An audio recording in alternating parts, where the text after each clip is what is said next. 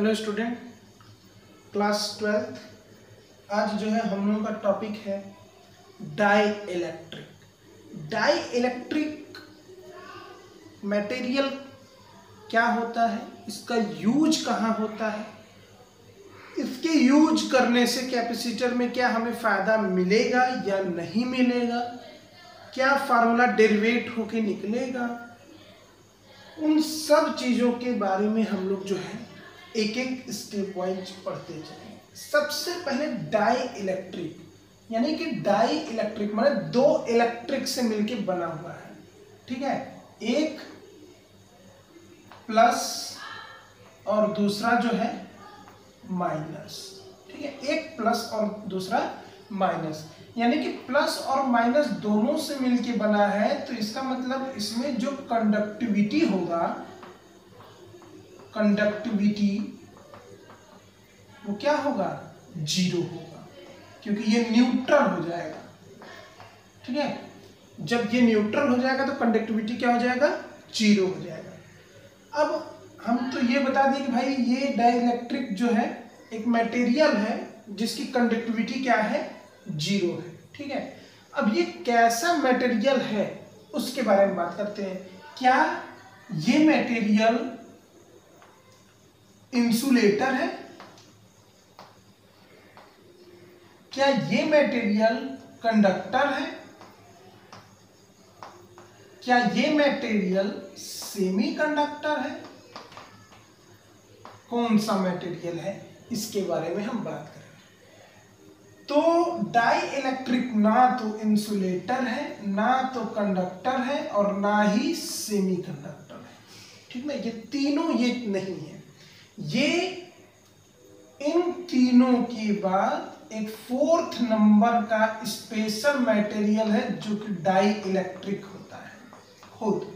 ठीक है, तो हम लोग तो ये जानते हैं भाई कि इंसुलेटर क्या होता है, कंडक्टर क्या होता है, सेमीकंडक्टर क्या होता है, ये तीनों हम लोग जो है पढ़ चुके हैं। लेकिन आज हम लोग पढ़ेंगे डाई इलेक्ट्रिक क्या होता है। तो डाई इलेक्ट्रिक भाई देखो, यहाँ पे ये कंडक्टिविटी है, कंडक्टिविटी है तो इसका मतलब ये current is not flowing but electrostatic field is produced. यानी कि ये ऐसा मटेरियल है जो इलेक्ट्रोस्टैटिक यानी ई फील्ड को जनरेट तो करेगा लेकिन करंट को एक प्लेट से दूसरे प्लेट पे जाने नहीं देगा। डाई इलेक्ट्रिक जो मटेरियल है ये दो टाइप के हैं। ठीक है, एक होता है आपका पोलर और एक होता है आपका नॉन पोलर। ठीक है, अब देखिए थोड़ा सा देखते हैं यहाँ पे, जैसे कैपेसिटर के बारे में समझते हैं थोड़ा सा कि ये हमारा कैपेसिटर है। ठीक है, ये प्लेट जो है प्लस है और ये प्लेट जो है वो क्या है, माइनस। ठीक है, अगर इनके बीच में हम कोई डाई इलेक्ट्रिक मटेरियल रख रहे हैं, ठीक है, डाई इलेक्ट्रिक मटेरियल रख रहे हैं, तो ये एक मटेरियल है। मटेरियल का मतलब कि किसी न किसी एटम से ही मिलके बना होगा, और एटम है तो इसका मतलब इसमें जो मॉलिक्यूल्स होंगे वो प्लस माइनस के क्या होंगे, फॉर्मेट में होंगे। ठीक है, तो प्लस वाला क्या करेगा, इसके नेगेटिव को अपने साइड खींचेगा, यानी इस प्लेट को क्या करेगा, नेगेटिव बनाएगा। ठीक है, और ये माइनस वाला इसके प्लस को इधर खींचेगा, तो यानी यहां पे आ जाएगा प्लस। ठीक है, देखिए इस प्लेट का करंट इस प्लेट के करंट तक नहीं जाएगा, लेकिन यहां से यहां जा सकता है क्योंकि इनके बीच में डाई इलेक्ट्रिक नहीं है, तो ये खुद का अपना एक कैपेसिटर बना लिया। ठीक, इसी के बारे में हम लोग बात करेंगे। तो पहले समझते हैं कि पोलर क्या है। देखिए ये प्लेट है आपका, ये प्लस है, ये आपका माइनस है, ये डाई इलेक्ट्रिक मटेरियल रखा हुआ है। इसमें कोई एटम है जिसमें प्लस है और क्या है, माइनस है, ठीक है। तो ये मटेरियल अपने मॉलिक्यूल्स के चार्जेस को कुछ इस तरीके से डेवलप करता है। ये प्लस है आपका, यानी इसमें का माइनस इस साइड आ जाएगा और प्लस इस साइड खींच के चला जाएगा, यानी बीच से ये क्या हो जाएंगे, ब्रेक होने लगेंगे। तो ऐसे मटेरियल को, यानी कि जो एटम्स पोलराइजेशन शो करते हैं उसको हम लोग बोलेंगे पोलर डाई इलेक्ट्रिक। लेकिन कुछ ऐसे भी होते हैं, जैसे ये प्लस है, ये आपका माइनस है, और यहाँ पे प्लस है और ये माइनस है, ठीक ना। तो वो ये पोलराइजेशन जो है शो नहीं करेंगे, ये इसी तरीके से रहेंगे। तो कुछ एग्जाम्पल जो है हम बता दे रहे हैं, क्योंकि polarisation of atom and non polarisation of atom आप पढ़ेंगे केमिस्ट्री में, तो वहां अच्छे से समझ लीजिएगा कि कौन सा एटम कब पोलराइज होता है और कब नॉन पोलराइज होता है। तो यहाँ केवल हम बात करेंगे वो एटम जो पोलराइजेशन शो करता है या नॉन पोलराइजेशन शो करता है, ठीक है। तो यहाँ पे हम लोग बात करते हैं भाई कि जब ये प्लस माइनस एक ही जगह रह जाएगा, इसके साइड नहीं आएगा, तो उस समय जो इलेक्ट्रिक फील्ड होगा वो हमारा क्या हो जाएगा, जीरो हो जाएगा। एग्जाम्पल के तौर पे यहां पे होता है CO2 H2 BF3, ये कुछ है मटेरियल जो कि नॉन पोलर है। इसमें बात करते हैं कि भाई इसमें कौन सा एग्जाम्पल है, तो इसमें आपका है HCl, ठीक है, NH3 है, माइका है, ग्लास है, ऐसे कुछ मटेरियल है जो पोलराइजेशन शो करता है। तो यहाँ पे देखिए, जब यहाँ पे पोलराइजेशन शो करेगा तो यहाँ पे जो इलेक्ट्रिक फील्ड होगा जो इनके अंदर, वो जीरो के इक्वल टू तो नहीं हो सकता, कुछ ना कुछ वैल्यू देगा। लेकिन यहाँ पे कोई वैल्यू नहीं मिल रहा है, यहाँ पे क्या हो जा रहा है, जीरो। यानी इसके बारे में स्टडी करना कोई मतलब नहीं है, क्योंकि हर कंडीशन में जब जीरो ही मिलेगा, हमें रिजल्ट नहीं मिलेगा, तो उसका स्टडी करना मतलब टाइम वेस्ट करना है। हम उसका स्टडी करेंगे जिसमें कि कुछ वैल्यू मिल रहा है, तो इसमें ई का वैल्यू मिलता जाएगा, इसलिए हम इसके बारे में स्टडी पूरा करते जाएंगे, ठीक है। अभी हम लोग पोलराइजेशन देखेंगे कि क्या क्या होता है, कैसे कैसे होता है। आप इसको नोट कीजिए।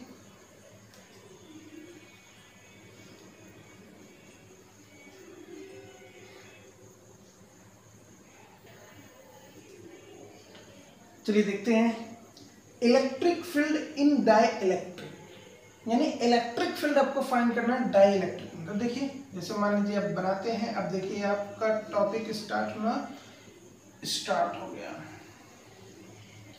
ये एक कैपेसिटर है जो कि प्लस है, और ये जो है आपका माइनस प्लेट है। हम इसके अंदर एक डाई इलेक्ट्रिक मटेरियल को सेट कर रहे हैं, ठीक है, डाई इलेक्ट्रिक मटेरियल को सेट कर रहे हैं। डाई इलेक्ट्रिक मटेरियल का जो एग्जांपल है, आप उसमें से किसी को भी इसके अंदर ले सकते हैं, ठीक है। तो मान लीजिए भाई ये एटम है, ठीक है ना। अभी थोड़ा सा यहाँ पे देख लीजिएगा, इसको थोड़ा सा हम लोग अंदर कर दे रहे हैं ताकि सॉल्यूशन करने में दिक्कत ना हो।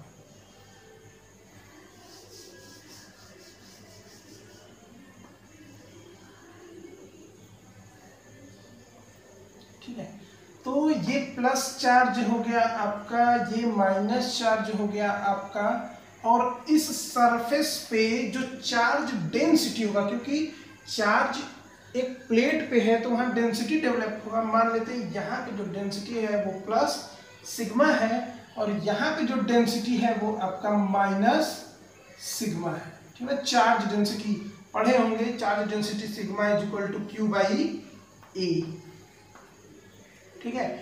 चलिए आगे देखते हैं। अब देखिए, इलेक्ट्रिक फील्ड का इंटेंसिटी जो होता है वो पॉजिटिव, उसका डायरेक्शन जो होता है पॉजिटिव से निगेटिव होता है, यानी कि पॉजिटिव से निगेटिव इस साइड होगा इलेक्ट्रिक फील्ड का डायरेक्शन। मान लेते हैं ये हमारा क्या है, E0 है, ठीक है।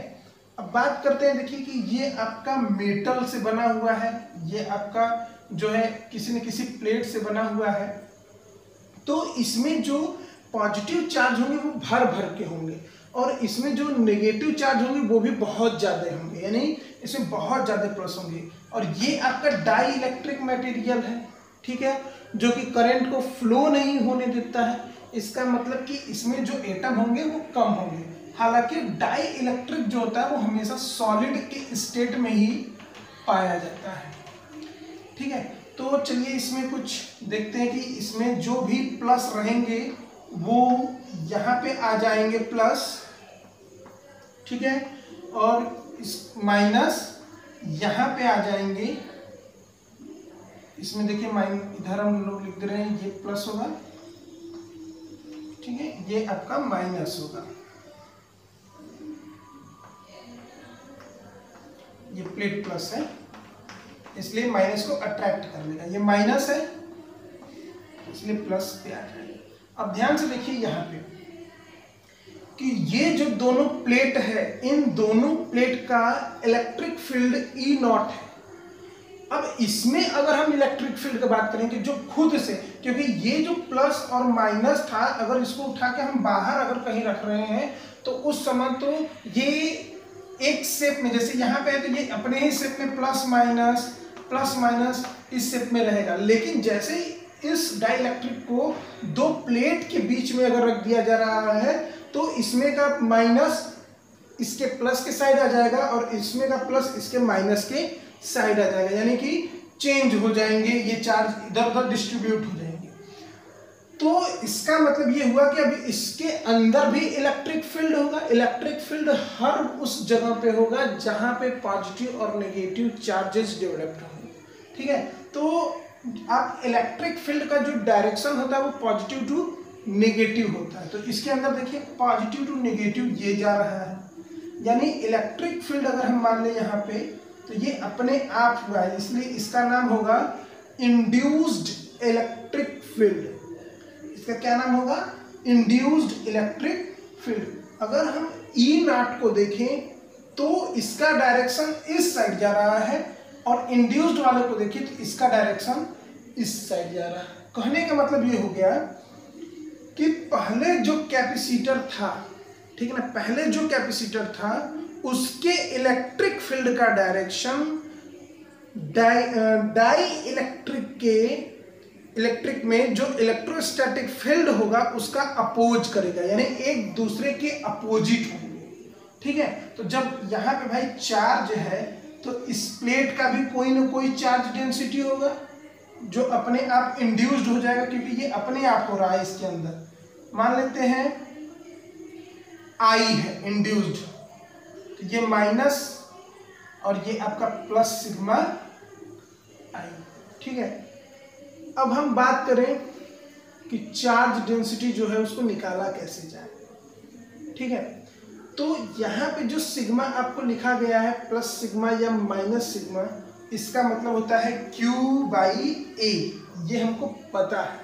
लेकिन इसमें जो अपने आप इंड्यूस्ड हो रहा है चार्ज डेंसिटी सिग्मा I, उसको कैसे निकाला जाए, सिग्मा I को कैसे निकाला जाए, इसी के बारे में बातचीत होगा और वही निकालने का कोशिश करेंगे कि डाई इलेक्ट्रिक अगर किसी भी कैपेसिटर के अंदर रख दिया जाए तो उसमें इंड्यूस्ड चार्ज डेंसिटी कितना होगा और कैसे उसको फाइंड किया जाए, उसके बारे में बात करेंगे।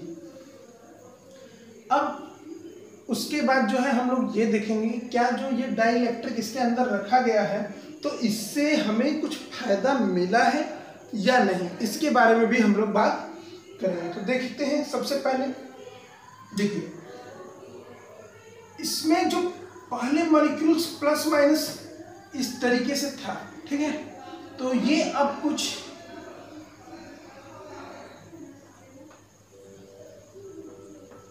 इस तरीके से हो गया, यानी कि पोलर बन गया, एक पोल इधर एक पोल इधर, यानी कि पोलराइजेशन हो गया। मान लेते हैं कि इसमें जो पोलराइजेशन हुआ है वो कितना हुआ है, P हुआ है, ठीक है। तो उस पोलराइजेशन को देखते हैं।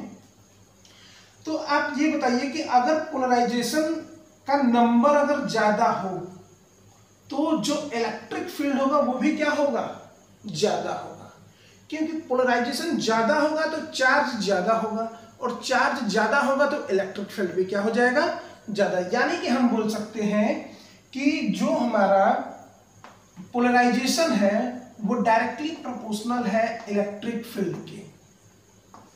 पोलराइजेशन जो है वो इलेक्ट्रिक फील्ड की क्या है, डायरेक्टली प्रोपोर्शनल है। यानी कि पोलराइजेशन का नंबर अगर बढ़ा दिया जाए तो इलेक्ट्रिक फील्ड की इंटेंसिटी भी क्या हो जाएगी, बढ़ जाएगी।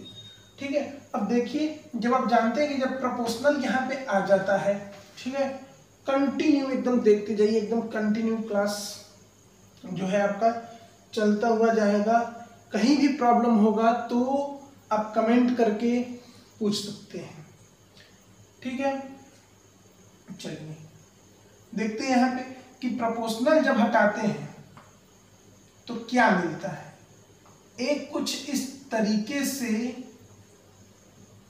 कांस्टेंट आता है, ठीक है, और ये आपका हो गया ई।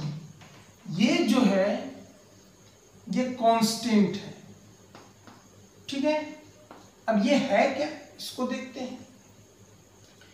जब प्रोपोर्शनल से इक्वल टू लगता है तो एक कांस्टेंट आता है, और वही ये कांस्टेंट है। ये है क्या, इसको हम लोग बोलते हैं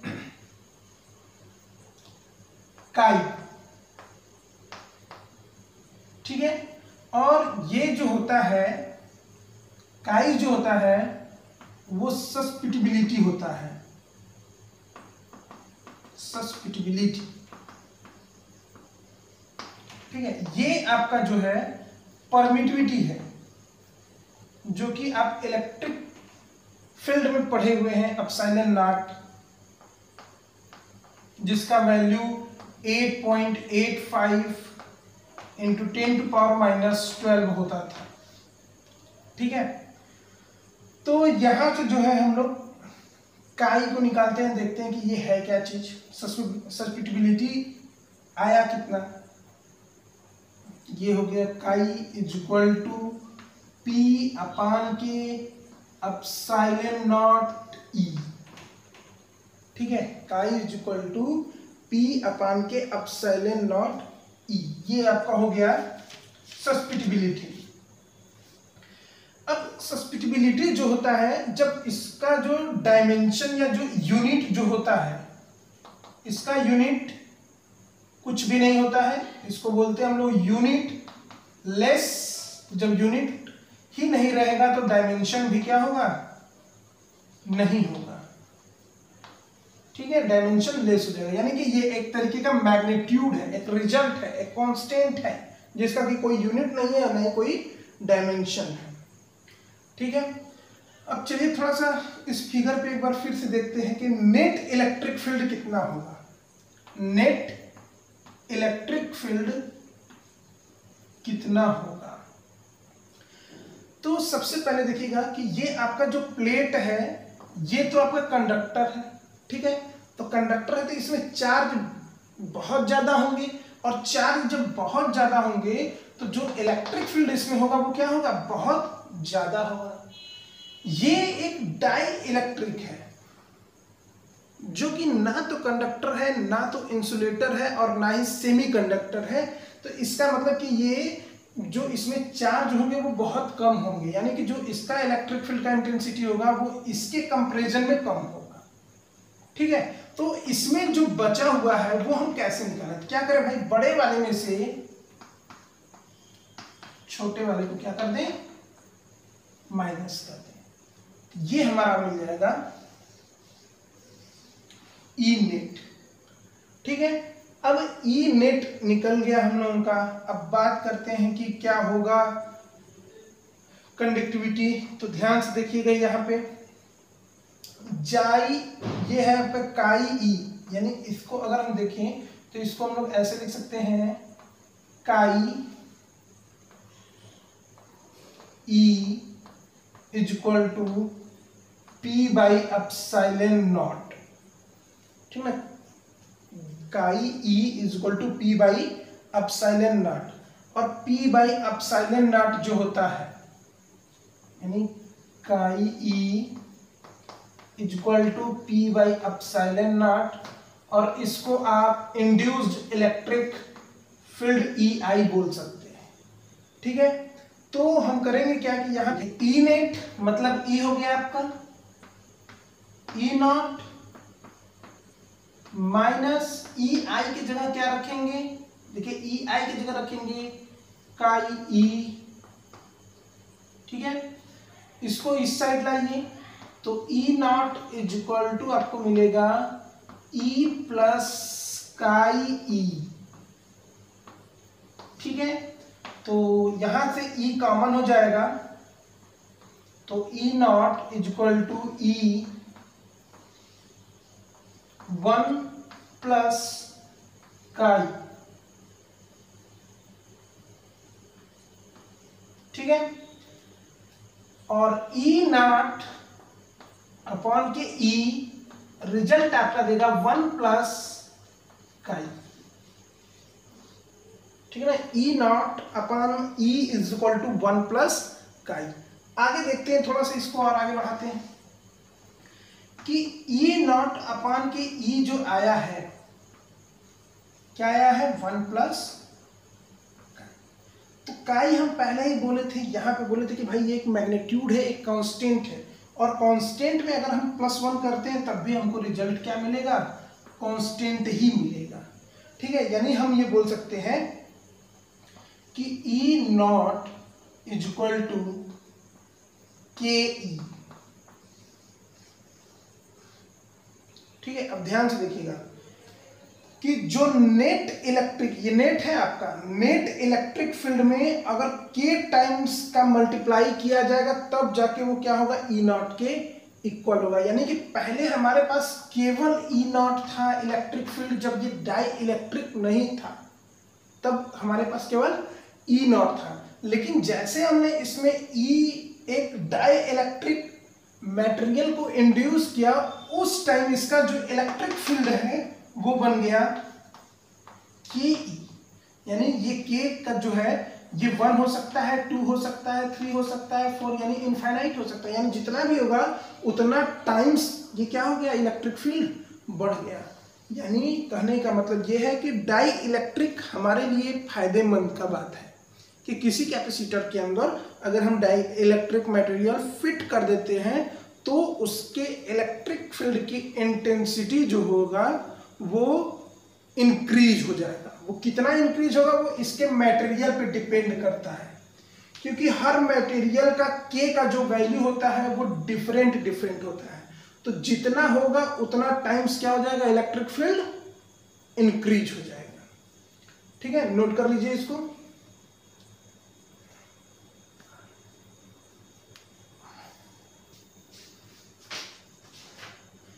देखिए अब हमारा जो है टॉपिक पैरेलल प्लेट कैपेसिटर, जिसके अंदर की डाई इलेक्ट्रिक मटेरियल को रखा गया है। ये देखिए एक प्लेट है, ठीक है ना, ये प्लस प्लेट है, ये नेगेटिव प्लेट है। इसको अर्थिंग से जो है हम लोग ऐड कर दिए हैं। इनके बीच में एक डाई इलेक्ट्रिक मटेरियल रखा गया है, तो जब इधर प्लस है तो इस पे माइनस आ जाएगा, और यहाँ माइनस है तो इस पे इधर क्या हो जाएगा, प्लस हो जाएगा। इनके बीच का जो इलेक्ट्रिक फील्ड का इंटेंसिटी है वो ई नॉट है, और इस साइड जो है वो ई इंड्यूस्ड है। मान लेते हैं कि जो ये डाई इलेक्ट्रिक मटेरियल है इसका जो विड्थ है वो टी है, और दोनों प्लेट के बीच का जो सेपरेशन है वो क्या है, डी है। ठीक है, कैपेसिटेंस निकालना है कि इनके बीच में कैपेसिटेंस क्या होगा, और यही हमको बताएगा कि क्या, जब पहले मान लेते हैं कि जब ये था, यानी ये जब डाई इलेक्ट्रिक मटेरियल नहीं था उस टाइम मान लेते हैं कि हमारे पास क्या है, कैपेसिटेंस सी है, और C is equal to parallel plate के लिए क्या होता है, A epsilon naught by D होता है। ठीक है, तो देखते हैं कि डाई इलेक्ट्रिक रखने के बाद अगर हम कैपेसिटेंस, अब इसका टोटल का कैपेसिटेंस निकाल रहे हैं तो इससे ज्यादा आ रहा है कि इससे कम। अगर इससे कम आएगा तो इसका कोई यूज नहीं होगा, लेकिन अगर कैपेसिटेंस इस डाई इलेक्ट्रिक के रखने से बढ़ जाता है तो ये हमारे बड़े काम की चीज है। यानी हम कैपेसिटर को क्या कर सकते हैं कि उसमें माइका या ग्लास लगा के हम उसके कैपेसिटर को बढ़ा सकते हैं। कैपेसिटर जब बढ़ जाएगा तो चार्ज स्टोर जो है ज़्यादा कर सकता है, बैटरी ज़्यादा देर तक कंजर्व रह सकता है, बैटरी ज़्यादा चार्ज होगा तो ज़्यादा हम लोगों को टाइम तक उसका यूज हम लोग कर सकते हैं। तो स्टार्ट करते हैं, इसको देखते हैं कि क्या है, कैसे इसको सॉल्व कर रहे हैं। सबसे पहले हम इस प्लेट के पोटेंशियल का बात करते हैं। V इक्वल टू क्या होता है, यहाँ पे देख लीजिए कि V इक्वल टू होता है E इंटू डी, मतलब डिस्टेंस ये है D, सेपरेशन है। तो अगर हम डाई इलेक्ट्रिक रखने के बाद यानी टोटल D है, उसमें से T जो है कवर हो चुका है, यानी कि इन दोनों का जो विड्थ बचा है वो कितना बचा है, D माइनस T बचा है डिस्टेंस। किसके लिए, इसके लिए, क्योंकि बाकी जगह में ये बैठ चुका है। तो अगर हम पोटेंशियल निकालें इसका तो लिखेंगे, मान लेते हैं 1 E नॉट, क्योंकि जो इंटेंसिटी है वो E नॉट है और डिस्टेंस जो है वो क्या है, D माइनस T है। ठीक है। अगर हम V2 का बात करें यानी डाई इलेक्ट्रिक का बात करें कि डाई इलेक्ट्रिक के अंदर क्या होगा, तो सिंपल सी बात है कि इसका जो इलेक्ट्रिक फील्ड होगा, यानी कि इसका जो इलेक्ट्रिक फील्ड मानते हैं E है, तो E इंटू डिस्टेंस, डिस्टेंस कितना है इसका, T है, तो यहां रख देंगे T। ठीक है। अब पूरे पोटेंशियल का बात करते हैं। क्यों पोटेंशियल निकाल रहे हैं हम, फॉर्मूला आप जानते होंगे कि C is equal to Q by V होता है, C is equal to Q by V होता है। तो Q तो चार्ज है, अगर V हम निकाल के यहीं पे पुट कर दें तो पता चल जाएगा ना कि C कितना है, तो उसी लिए हम V निकाल रहे हैं। तो V इज इक्वल टू क्या हो जाएगा भाई, V1 प्लस V2। वैल्यू रखिए, E naught D minus T plus E T। ठीक है। अब E को थोड़ा चेंज करते हैं, V is equal to E naught D minus T plus E naught upon K K T। देखिए हमने E के जगह जो है E naught upon K K रख दिया। क्यों, क्योंकि आप पढ़े हैं, अभी अभी हम बताए हैं कि E naught upon K E is equal to K, अभी अभी आया था। तो इस K को अगर यहाँ ला दें और E वहां चला जाए तो E इज इक्वल टू क्या मिल जाएगा, E नॉट अपन के K। ठीक है। अब इन दोनों में से E नॉट को कॉमन कर लीजिए, क्या बचा, D minus T plus T by K। अब इसी को आपको क्या करना है, पूरा सॉल्व करना है। ठीक है। और सॉल्व करने से पहले आप सीधे सीधे इसको रख दीजिए, we know that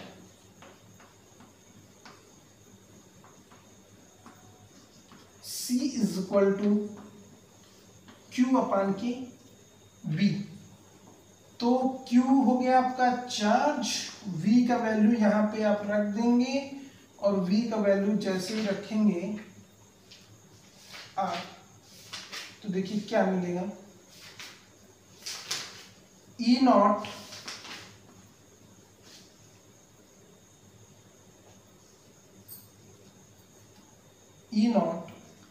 D minus T plus T by K। ठीक है। लेकिन ये हम पैरेलल प्लेट का बात कर रहे हैं ना, तो पैरेलल प्लेट में जो कैपेसिटेंस होता है वो कितना है, A epsilon naught by D, A epsilon naught by कितना है भाई आपका, D है। तो इसको हम लोग दोबारा से कर सकते हैं। अब देखिए क्या आएगा, C is equal to Q upon K E है। ठीक है। इसको ध्यान रखिएगा कि Q अपान E आपका क्या है,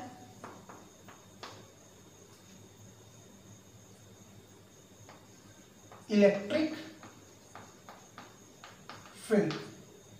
ठीक है ना। और E इज इक्वल टू जो होता है वो होता है sigma upon K epsilon not parallel plate के लिए।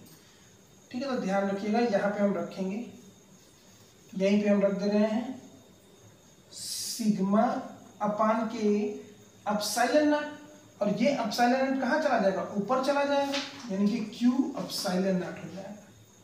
ठीक है, थोड़ा सा एक चीज इधर भी देख लीजिए कि सिग्मा इज इक्वल टू, आप जानते हैं क्या होता है, Q बाई ए होता है। ठीक है, तो अगर हम इस सिग्मा की जगह वैल्यू रखें तो C is equal to Q epsilon naught, और इसकी जगह रख दें Q by A B minus T plus T by K. ये देखिए Q से Q कैंसिल हो जाएगा, A ऊपर चला जाएगा, और आपको रिजल्ट मिलेगा A epsilon naught upon K D minus T plus T by की।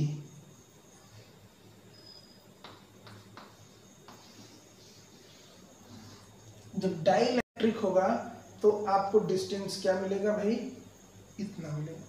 तो एक बात ध्यान से देखिएगा, थोड़ा सा समझने की कोशिश कीजिए कि क्या यहाँ पे आ रहा है। देखिए पहले जो वैल्यू था वो था C is equal to A epsilon naught upon K D था। ठीक है ना, जब डाई इलेक्ट्रिक नहीं था तब कैपेसिटर ये था, लेकिन जब नो डाई इलेक्ट्रिक, ठीक है, C is equal to A epsilon naught upon K D minus T plus T by K, ये है। ठीक है, अब आपको ये बताना है कि इसमें से ये जब डाइइलेक्ट्रिक था तब के लिए है, ये मान लीजिए C डैश है, तो बताइए कि C और C डैश में कौन ग्रेटर है, कैसे पता चलेगा। ध्यान से देखिए, ये D है और ये D माइनस ये, यानी कि D में से कुछ निकाला गया है। जैसे अगर मान लीजिए कि 5/4 है, ये D4 है, 5/4 है, और ये है तो D में से कम हुआ है ना, तो इसका मतलब 4 से जब भी होगा क्या होगा, कम होगा। जब यहाँ पे वैल्यू कम होगा डिनोमिनेटर में, तो डिवाइड करेंगे तो वैल्यू क्या हो जाएगा, ज्यादा हो जाएगा। यानी कि जब डाइइलेक्ट्रिक नहीं था तो उस समय कैपेसिटर C था, अब जब डाइइलेक्ट्रिक है तो कैपेसिटर C डैश हो गया, और ये C डैश C से क्या हो गया, ग्रेटर हो गया। यानी कि डाइइलेक्ट्रिक कैपेसिटर में लगाना फायदेमंद वाली बात है। हमारा कैपेसिटर का जो कैपेसिटर जो है वो उसका वैल्यू कैपेसिटेंस जो है वो इंक्रीज हो जा रहा है। ठीक है, तो इस तरीके से हम बोल सकते हैं कि डाइइलेक्ट्रिक बेस्ट मटेरियल है कैपेसिटर के लिए। आगे देखते हैं थोड़ा सा हम लोग इसी वैल्यू को आगे बढ़ाते हुए, इसको नोट कर लीजिए, आप स्क्रीनशॉट ले लीजिए।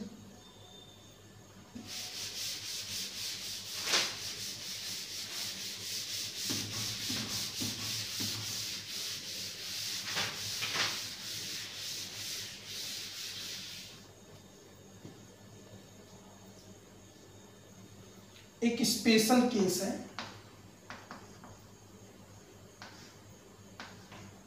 ठीक है। आपने पढ़ा कि E naught by E is equal to K होता है। चैप्टर 1 में आपने पढ़ा है कि K जो होता है वो एप्सिलॉन नॉट एप्सिलॉन के भी इक्वल होता है। ठीक है, अब हम लोग बात करेंगे कैपेसिटर के बारे में। तो कैपेसिटर इज इक्वल टू देखिए क्या हो जाएगा, अब यहां से भी क्या कर सकते हैं, निकाल सकते हैं। जैसे मान लीजिए कि अगर हम बोल दें कि डाइइलेक्ट्रिक मटेरियल नहीं है, तो जब डाइइलेक्ट्रिक नहीं रहेगा तो डाइइलेक्ट्रिक का विड्थ कितना होता है, 0 होता है ना, तो T इक्वल टू 0 रखेंगे। देखिए ये पूरा फंक्शन गायब हो जाएगा, A epsilon naught by D आ जाएगा वही वाला, और जब डाइइलेक्ट्रिक रहेगा उसका कोई विड्थ होगा तो ये हो जाएगा। तो ध्यान रखिएगा, C इज इक्वल टू आपका होता है A एप्सिलॉन बाई D।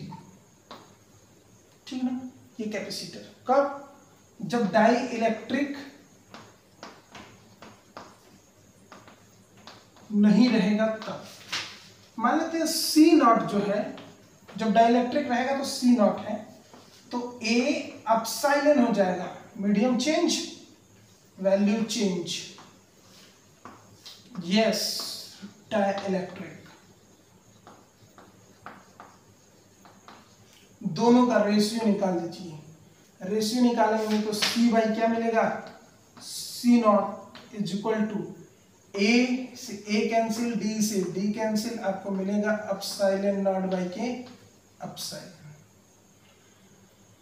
ठीक है, यानी आपका जो वैल्यू है वो देखिए epsilon naught by epsilon, epsilon naught by epsilon is equal to क्या होता है, के होता है, यानी सी इज इक्वल टू के सी नॉट। यानी यहां पे भी आप देखेंगे तो जो डाई इलेक्ट्रिक वाला है वो क्या है, इससे बड़ा है, ठीक है। यानी सी नॉट इज इक्वल टू अगर बात करें तो सी नॉट इज इक्वल टू क्या मिलेगा, सी बाई के, यानी डायरेक्ट सी नॉट सी के इक्वल टू नहीं हो सकता है, ये तब इक्वल टू होगा जब के का हम डिवाइड करेंगे, तब जाके ये क्या होगा, इक्वल होगा, या इसमें मल्टीप्लाई करेंगे तब होगा। तो इस तरीके से बहुत सारे रेशियो जो है मिलते हुए जाएंगे। आपके लिए एक क्वेश्चन है, क्वेश्चन को ध्यान से देखिएगा, और आप जो है कि नोट्स बना रहे हैं तो बहुत अच्छी बात है, नोट्स नहीं बना रहे हैं तो डिस्क्रिप्शन में लिंक दिया गया है, वहां क्लिक करके आप नोट्स डाउनलोड कर सकते हैं। ठीक है, क्वेश्चन देखिए, क्वेश्चन सॉल्व करना है आपको।